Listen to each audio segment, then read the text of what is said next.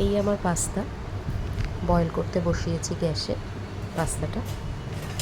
Pasta boil হচ্ছে।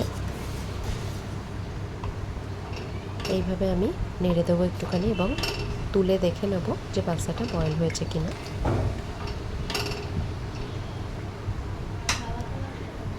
আজকে পাস্তার মধ্যে আমি কিছু মাশরুম দেবো, সেই জন্য মাশরুমগুলোকে আলাদা করে পিস করেছি, ছোটো ছোটো চপ করেছি।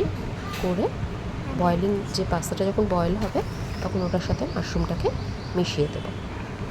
মাশরুমটাকেও ওর সাথে একটু বয়েল করে নেব।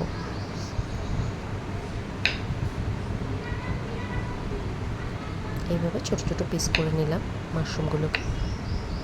মাশরুম না দিলেও কোনো প্রবলেম নেই পাস্তায়, তবে হ্যাঁ টেস্টটা ভাল লাগে। যারা মাশরুম খায় না বা পছন্দ করে না তারা না দিলেও পারে। চিজ ব্লক আর দুধ নিয়েছি। এইবার বাটার নিলাম গরম কড়ায় এবং এর মধ্যে দিয়ে দেবো 1 স্পুন ময়দা। আজকে আমি যেটা বানাচ্ছি white macaroni in white sauce, pasta in white sauce. এটার মেন ইনগ্রিডিয়েন্টগুলো কিন্তু এবার আমি এক এক করে দেব, দেখে নেবেন। বাটার দিলাম, এবার ময়দা দেবো 1 স্পুন এবং বাটার আর ময়দাটা আমি খুব সুন্দর করে মিক্স আপ করে নেব। ভালো করে মিশিয়ে নিতে হবে বাটার আর ময়দাটা।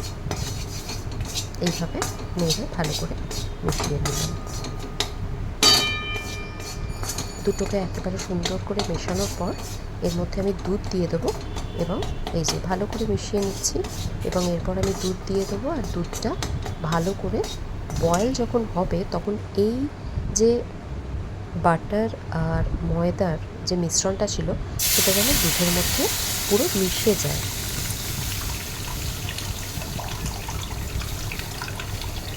পুরো দুধটা বয়েল হবে এবং বাটার আর ময়দা ওর মধ্যে পুরো মিশে যাবে, এমনভাবে সুন্দর করে জিনিসটাকে স্টারিং করতে হবে।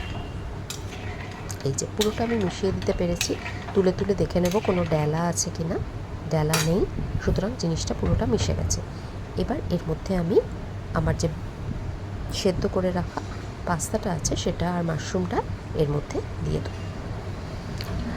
আর টেস্টের জন্য আমায় দিতে হবে হচ্ছে চিলি ফ্লেক্স, যেটা আমি দিই। এটা grated cheese, chilli flakes, pizza oregano, salt according to taste. এবার আমি পাস্তাটা দিয়ে দিলাম, দিয়ে ভালো করে মিক্স করলাম পাস্তা আর যে মিল্কটা ছিল যেটাকে বয়েল করছিলাম সেটা।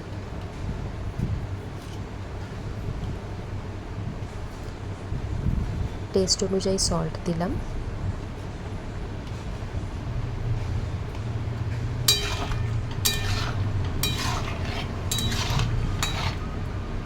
এবার দেবো চিলি ফ্লেক্স আর তারপর দেবো পিৎজা অরিগ্যানো।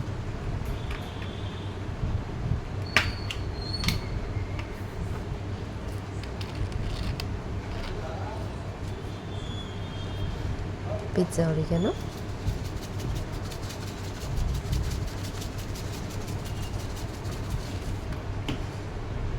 আপনারা যে কোনো কোম্পানিরই ইউজ করতে পারেন, এমন কোনো ব্যাপার নেই যে পার্টিকুলার স্পেসিফিক কোনো কোম্পানির পিৎজা অরিগ্যানোই দিতে হবে বা চিলি ফ্লেক্স দিতে হবে। এই দিলাম আমি চিলি ফ্লেক্স।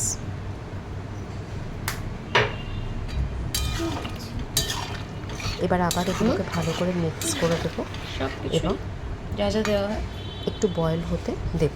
পুরো জিনিসটাকে একটু বয়েল হতে দেব যাতে জিনিসগুলো খুব সুন্দর করে মিশে যায়।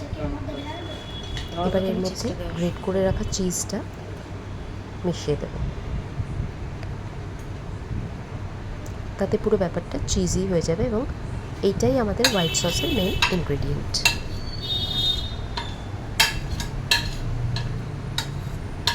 দিয়ে দিলাম পুরো চিজটা।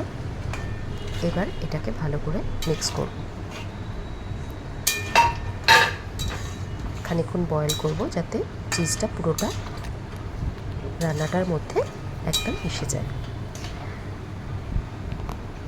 ব্যাস তৈরি হয়ে গেল আমাদের pasta in white sauce. With mushroom. কেমন লাগলো জানাবেন বন্ধুরা। আপনারা বানিয়ে দেখবেন এবং বলবেন আমাকে কেমন লাগলো এই রেসিপিটা।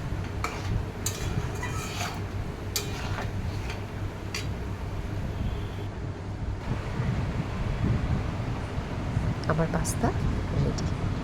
ভীষণ সুন্দর একটা ব্রেকফাস্ট।